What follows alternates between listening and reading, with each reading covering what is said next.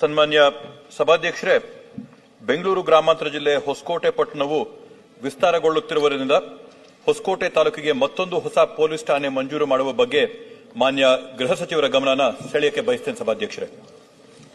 ಮಾನ್ಯ ಅಧ್ಯಕ್ಷರೇ, ಮಾನ್ಯ ಶರತ್ ಕುಮಾರ್ ಅವರು ಹೊಸಕೋಟೆ ಪೊಲೀಸ್ ಠಾಣೆಯನ್ನು ಅವರು ವಿಭಜನೆ ಮಾಡಬೇಕು ಅಂತ ಹೇಳಿ ಕೇಳಿದ್ದಾರೆ.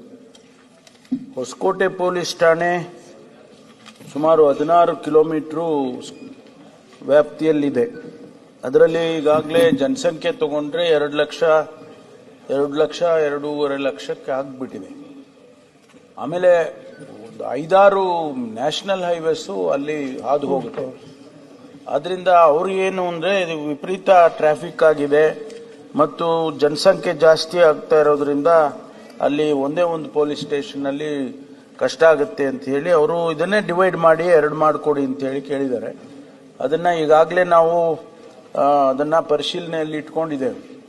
ಮುಂದೆ ಬಡ್ಜೆಟ್ನಲ್ಲಿ ಏನು ಮಾನ್ಯ ಮುಖ್ಯಮಂತ್ರಿಗಳು ಎಷ್ಟು ಪೊಲೀಸ್ ಸ್ಟೇಷನ್ ನಾವು ಹೆಚ್ಚು ಕೇಳಿದ್ದೇವೆ, 50-60 ಪೊಲೀಸ್ ಸ್ಟೇಷನ್ ಹೊಸದಾಗಿ ಕೊಡಿ ಅಂತೇಳಿ. ಅದರ ಜೊತೆಗೆ ಇದನ್ನು ಡಿವೈಡ್ ಮಾಡೋದರಲ್ಲಿ ನಮ್ದೇನು ತೊಂದರೆ ಆಗೋದಿಲ್ಲ.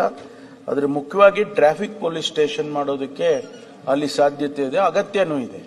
ಅದನ್ನು ಪರಿಶೀಲನೆ ಮಾಡಿ ನಾವು ಮುಂದಿನ ಬಜೆಟ್ ಆದಮೇಲೆ ಅದನ್ನು ಕ್ರಮ ತಗೊಳ್ತೀವಿ. ಸಚಿವರಿಗೆ ಧನ್ಯವಾದಗಳನ್ನ ಸಲ್ಲಿಸ್ತಾ, ವಿಶೇಷವಾಗಿ ಪೊಲೀಸ್ ಠಾಣೆಯಲ್ಲಿ 31 ವಾರ್ಡು 50 ಗ್ರಾಮ ಒಟ್ಟಾರೆ 2.25 ಲಕ್ಷ ಜನ ಮೊನ್ನೆ ಆದಂತ ಸರ್ವೆಯಲ್ಲಿ ನಗರದಲ್ಲೇನೆ 1,05,000 ಮನೆ, ಗ್ರಾಮಾಂತರ ಭಾಗದಲ್ಲಿ 15,000 ಮನೆ, 1,20,000 ಮನೆ, ಮಾದೇವಪುರ ಕ್ಷೇತ್ರ ಗಡಿಯಿಂದ ಮಾಲೂರು ಕ್ಷೇತ್ರ ಗಡಿಯವರೆಗೂ ಒಂದೇ ಪೊಲೀಸ್ ಠಾಣೆ ಇವತ್ತು ಕಾರ್ಯನಿರ್ವಹಣೆ ಮಾಡ್ತದೆ. ಅದರಿಂದ ನಗರ ಗ್ರಾಮಾಂತರ ಮಾಡಿಕೊಟ್ರೆ ತುಂಬಾ ಅನುಕೂಲ ಆಗುತ್ತೆ. ಅದರಿಂದ ಸಚಿವರಿಗೆ ಈ ಸಂದರ್ಭದಲ್ಲಿ ಧನ್ಯವಾದಗಳು ಬಯಸ್ತೇನೆ.